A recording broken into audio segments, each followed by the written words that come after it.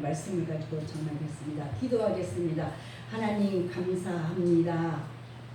우리를 푸른 풀밭에 이렇게 누이시며 실만한 물가로 인도하시는 하나님 아버지, 선한 목자이신 예수님을 닮은 주의 종을 따르며 영혼의 푸른 풀밭과 실만한 물가로 인도함을 받게 하심을 진심으로 감사를 드립니다.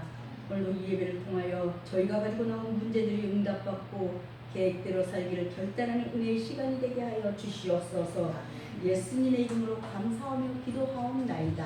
아멘. 예. 한 나라의 계획도 한 민족의 사상도 영원하신 하나님 앞에서는 의미가 없습니다. 우리가 바라보며 의지할 분은 영원하신 하나님 한 분이십니다. 하나님은 늘 우리 함께 하시며 영원하신 사랑으로 지켜주십니다. 개인과 함께 하시는 우리 하나님이시지만 동시에 공동체, 이런 공동체와 함께 하시는 하나님이십니다. 사람은 서로 함께 할 때에 그러니까 비로소 기쁨이 있고 어려움을 이겨낼 수 있는 힘을 가지게 됩니다. 서로 배려하며 함께 세워가는 공동체가 될 때에 모두가 함께 큰 기쁨을 그러니까 맛볼 수 있게 됩니다. 그래서 우리는 말씀을 붙잡고 기도하면 모든 막힘이 그러니까 해결되고 하나님과 소통하는 축복을 누릴 것입니다. 예수님은 지상의 최후 명령의 수행 과정을 통해서 우리가 대화하시며 우리와 이렇게 대화를 하시며 사랑의 손길로 붙잡아 주시고 험난한 인생길에 이렇게 동행이 되어 주십니다. 세상 끝날까지 함께 하시겠다는 약속에 예수님과 오늘 하루도 기쁘게 이렇게 동행해 보시라는 말씀입니다. 예수님은 제자들에게 사람들과의 관계에서 회개와 화해에 그러니까 사역을 하도록 가르치셨습니다. 제1의 회개와 사람들과 화해는 혼자만의 힘으로 되지 않고 함께 양보하고 사랑하로만 되는 것입니다. 예수님은 회개와 화해의 사역이 하늘의 일이며 이 사역 안에 함께 하신다고 강조를 하셨습니다. 예수님은 사건들의 관계에서 하나님의 은혜가 필요함을 말씀하셨습니다. 사람이 사는 일이 정말 매우 복잡합니다. 안 그렇습니까? 사람은 살면서 수많은 일을 만나고 경험을 합니다. 사람의 또 성격에 따라 활동 지역의 차이도 있습니다. 과거처럼 세계에 대한 뉴스가 많지 않고 제한되어도 대륙을 이렇게 넘나들면 여행을 하고 문명의 매개체 역할을 했던 사람들이 그때도 있었습니다. 이런 사람들은 수많은 사람들을 만났을 것입니다. 이들은 언어와 문화가 다른 이런 지역에서도 사람들과 만나고 친근해지는 특별한 친화력을 가진 듯 합니다. 자기가 사는 지역을 평생 또 근데 근거지로 삼고 경계성을 넘지 않는 사람들도 있습니다. 유목생활이나 장사를 하는 사람들은 여러 곳을 다니겠지만은 농경생활을 하는 사람들은 근거지를 그러니까 벗어나기가 쉽지가 않습니다. 사람의 관계도 그런데 마찬가지입니다. 많은 사람을 다양하게 만나는 경우가 있고 소수의 사람과만 깊이 대하는 사람들이 있습니다. 또 모임과 만나면서 다른 일을 배려하며 들어주는 사람이 있고 자기의 주장만 끝까지 고집하는 사람들이 있습니다. 정의와 평화를 위해 참거나 가감하게 행동하는 사람이 있는가 하면 자기 이익을 위해서 분열과 다툼을 조장하는 사람들도 있습니다. 신앙생활에서도 다양한 사람을 만날 수가 있습니다. 신앙인이라고 자기 욕심을 위해 이웃에게 엉뚱한 일을 벌이는 사람이 있습니다. 심지어는 가족이나 친구 간에도 자기 유익을 위해서 꼼수를 쓰거나 잘못을 저지르기도 합니다. 여러분 주위에는 없습니까? 오늘 함께하는 목회의 사명, 첫째로 사람의 관계를 말씀하신 예수님. 우리의 교회의 그리스도인들은 결코 흔들려서는 안 되는 그러니까 하나님께서 세우신 권위 앞에 순복해야 합니다. 주님은 범죄한 형제를 권고할 때 먼저는 개인적으로 먼저 권고하고 그래도 듣지 않으면 증인들을 데리고 가서 권고하며 그래도 듣지 않으면 교회의 말하고 교회의 말도 듣지 않으면 이방인과 세리와 같이 여기라고 오늘 성경에 말씀하고 있습니다. 교회는 하나님께서 지상에 두신 최종 의견 길간이므로 그러니까 그리스도인들은 교회의 결정에 따라야 합니다. 인간관계의 어려움이 예수님께서는 없었을까요? 아닙니다. 예수님의 제자 중에서 특별히 예수님으로부터 더 많은 보상을 원하는 사람이 있었습니다. 세베대의 아들 야고보와 요한의 어머니가 예수님께 주의 나라가 임할 때 자기 아들들을 주의 좌우편에 앉게 해달라고 부탁을 했습니다. 이 때문에 다른 제자들이 화를 내었습니다. 예수님의 제자 가룟 유다는 예수님을 배신하고 은 30에 예수님을 팔기까지 했습니다. 예수님도 우리처럼 이렇게 어려운 인간관계를 겪었다는 것입니다. 예수님은 형제로부터 어려운 일을 당하는 사람에게 어떻게 대하실지를 말씀해 주고 있습니다. 처음에는 직면하는 것이라고 15절의 말씀입니다. 가서 너와 그 사람과만 상대하여 권고하라. 너와 그 사람과만 이렇게 상대하여서 권고하라고 했습니다. 만일 들으면 내가 내 형제를 얻을 것이요 상대의 잘못을 직면하고 서운하다고 말하는 용기가 그러니까 필요하다는 것입니다. 상대가 어떻게 생각할지 모르기 때문입니다. 인정하고 받아들이지 그러니까 인정하고 받아들일지 혹은 자기가 잘한 거라고 우겨댈지 알 수는 없는 노릇이십니다. 하지만 다른 사람의 잘못을 소문내기 전에 그러니까 당사자에게 먼저 사실을 제시하는 것이 좋습니다. 상대가 받아들인다면 그와 친구가 될 수 있기 때문입니다. 그런데 사람들이 자기 잘못을 쉽게 인정하지 않습니다. 이때는 몇 사람을 데리고 가서 건네야 합니다. 두세 사람의 증인이 있으면 그의 잘못이 확증되기 때문입니다. 관계의 잘못을 지적할 때도 그러니까 단계가 있다는 것입니다. 두 번째로 소외의 결말을 제시하신 하나님. 만일 그리스도인들 사이에서 불화가 일어나 한 사람이 다른 사람으로 말미암아 실족하게 되었다면 그 사람은 그 일로 해서 다른 사람들에게 불평해서는 안 됩니다. 특히 그 상대방을 직접 만나 문제를 해결하지 않고 나쁜 소문을 퍼뜨리거나 빗대어서나 빗대어서 말하잖아요. 혹은 지나가는 말로라도 불평해서는 안 됩니다. 그때는 자꾸만 다른 사람들에게 상대의 잘못을 떠벌릴 것이 아니라 오히려 잘못을 저지른 당사자에게 개인적으로 조용히 찾아가 부드러운 마음으로 그 문제에 대하여 대화함으로써 그 사람의 잘못되었던 행위를 지적해 주어야 합니다. 왜냐하면 이처럼 이렇게 함으로써 신실한 그리스도인들은 바람직한 결과를 얻을 수 있을 것이고 불화했던 무리들은 서로 화합하게 될 것이기 때문입니다. 그러므로 이와 같은 행동 원칙들은 비록 많은 사람들이 너무도 잘 무시하곤 하지만은 어떤 상황, 어떤 곳에서든지 그러니까 적용되어야만 할 원칙들이 아닌가 싶습니다. 그러나 사실 주님께서 이렇게까지 구체적으로 말씀하시는 그런 방법대로 일을 처리해보려고 노력하는 사람은 그리 많지가 않습니다. 오히려 자신의 감정과 판단대로 행하여 일을 그르치는 경우가 더 많지 않은가 말입니다. 요즘은 개인정보를 소중하게 여깁니다. 심지어 흉악한 죄를 지은 사람이랄지라도 처음부터 신상 공개를 하지를 않습니다. 법적인 절차를 거쳐서 신상을 공개합니다. 예수님은 사람의 잘못을 처음부터 공개하는 것을 경계하셨습니다. 먼저 직면하고 그 다음에는 사실을 정확하게 하는 증인들을 대동하여서 죄를 깨닫도록 합니다. 사람의 잘못을 지적하고 관계를 회복하는 것도 단계를 그러니까 거쳐야 합니다. 이처럼 단계를 거치는 것이 지혜라는 것입니다. 첫 번째 혹은 두 번째 단계에서 잘못을 깨우치는 사람이 있다면 그의 잘못을 감싸줄 수가 있습니다. 뉘우치는 사람에게 새로운 생활의 기회를 제공합니다. 예수님은 사람의 범죄를 드러내서 사회적으로 매장시키기보다는 깨닫고 돌이켜 새로운 생활의 기회가 제공되는 것을 원하신다고 하셨습니다. 죄인이 새로운 기회를 얻는다면 감사할 일입니다.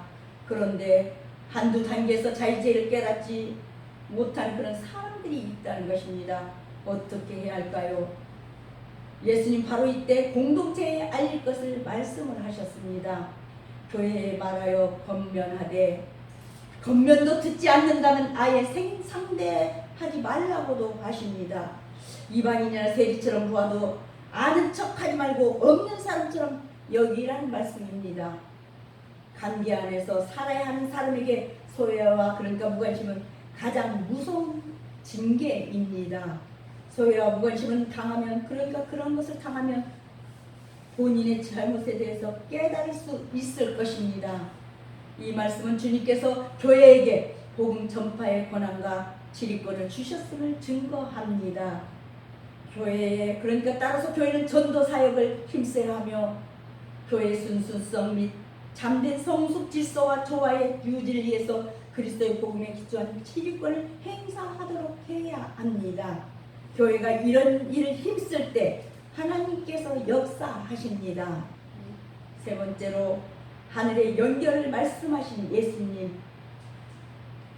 우리는 이 분쟁을 해결하는 진지한 노력을 진행시킬 때마다 기도하면서 주님의 인도하심을 겸손히 구하여야 합니다.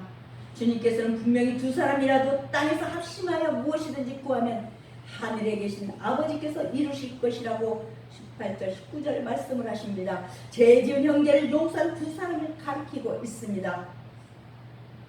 20절은 하나님께서 여호와 곧 자기 이름을 두시기 위해서 택하신 곳 성전을 뜻하고 있습니다.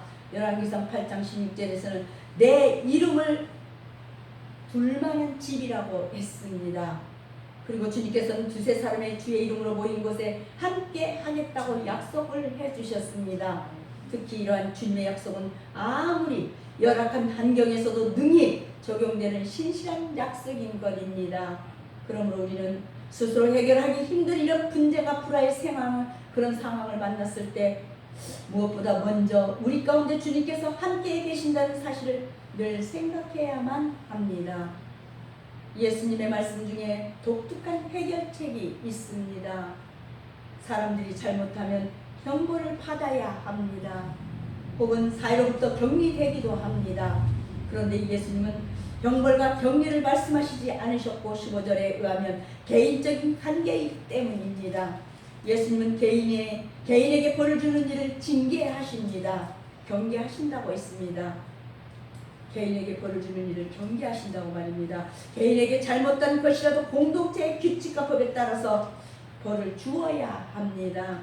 개인의 생각과 의견대로 마음껏 그런가 행동한다면 공동체의 질서가 무너집니다.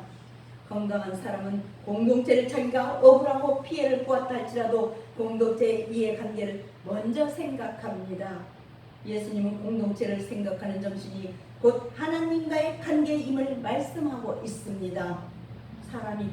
우리가 비록 그러니까 땅에 발을 붙이고 살지만 땅에서 묶인 것이 있다면 하늘에서도 묶일 것입니다. 또 땅에서 풀린다면 하늘에서도 풀릴 것입니다. 예수님은 땅의 생활, 즉 사람과의 관계가 결코 땅에서만 끝나지 않는다고 말씀하십니다. 하늘을 바라보는 사람은 땅에서 살면서 하늘을 생각하게 됩니다. 즉 헬라에게 사람이라는 뜻의 그런 단어 안드로포스는 그러니까 하늘을 바라보는 존재라는 뜻입니다. 즉 예수님은 사람과의 관계에서 하나님의 뜻을 생각하십니다. 사람은 하나님의 형상을 따라 지음을 받은 존재이기 때문입니다. 예수님은 진실로 이른다는 말씀을 서두에 꺼내심으로 땅에서 관계가 하늘로 연결됨을 이렇게 강조를 하셨습니다. 네 번째로 합심의 기도를 강조하신 예수님 혼자가 아닙니다. 교회는 거룩한 공동체 곧 그리스도의 몸입니다. 일체의 중요성 이 한 가지 사실만으로도 충분히 설명이 됩니다. 우리가 이렇게 몸이 나누어질 수 없듯이 교회도 나눌 수가 없습니다. 다만 그러니까 교회와 그리스도의 권위를 무시한 경우에 그런 것에 한해서 불갑을 분리할 수밖에 없으나 그렇지 않으면 한 몸으로의 일체 노력해야 합니다. 교회의 건의는 그리스도의 건의이며 하나님의 건의입니다. 말씀의 선포와 그 건의 앞에 복종해야 합니다. 예수님은 사람들에게 땅에서 관계를 바르게 하고 하나님의 복을 받기를 이렇게 강조하십니다. 땅에서의 바른 관계는 어떤 형태일까요? 두세 사람이 모여서, 그러니까 두세 사람이 모여도 예수님의 이름으로 모이는 것입니다. 사람이 모일 때는 어떤 목적이 있습니다. 대단한 일을 계획할 수도 있지만 가볍게 만나서 안부를 전할 수도 있습니다. 그런데 우리 신앙인은 사람이 만날 때 예수님을 초점으로 만납니다. 예수님의 이름으로 모일 때는 예수님을 이야기하고 예수님의 사랑을 경험하며 예수님의 말씀을 되새깁니다. 예수님의 뜻대로 행하기를, 그러니까 행하는지를 서로 묻고 격려하면서 살아가면서 예수님이 원하는 대로 행하겠다고 다짐하기도 합니다. 특별히 예수님의 이름으로 기도합니다. 예수님은 당신의 이름으로 모이는 곳에 함께 하십니다. 또 당신의 이름으로 기도하는 소리를 기억하십니다. 예수님의 이름으로 기도하는 소리와 내용을 하나님 아버지가 들으신다는 것입니다. 사람들이 예수님의 이름으로 모여 한마음으로 기도하는 소리를 하나님이 들으시고 이루어 주십니다. 두세 사람이 예수님의 이름으로 모였을 때는 형제의 잘못을 깨우치는 방법, 그러니까 형제를 바르게 살도록, 그러니까 바르게 살도록 이끄는 방법을 말할 수 있습니다. 또 형제가 깨우치고 바르게 살도록 하나님의 도우심을 구할 수도 있습니다. 하나님은 예수님 이름으로 모인 모임에 복을 주십니다. 사랑하는 우리 목자교회 가족 여러분, 저의 목회 트렌드는 함께하는 목회가 그래서 대안입니다.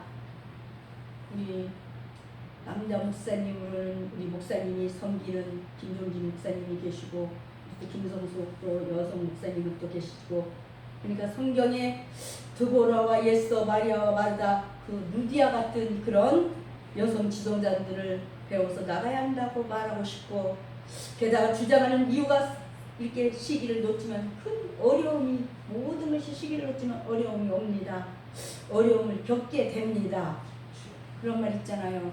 여우 피하려다가 호랑이 만나다고 하지 않습니까?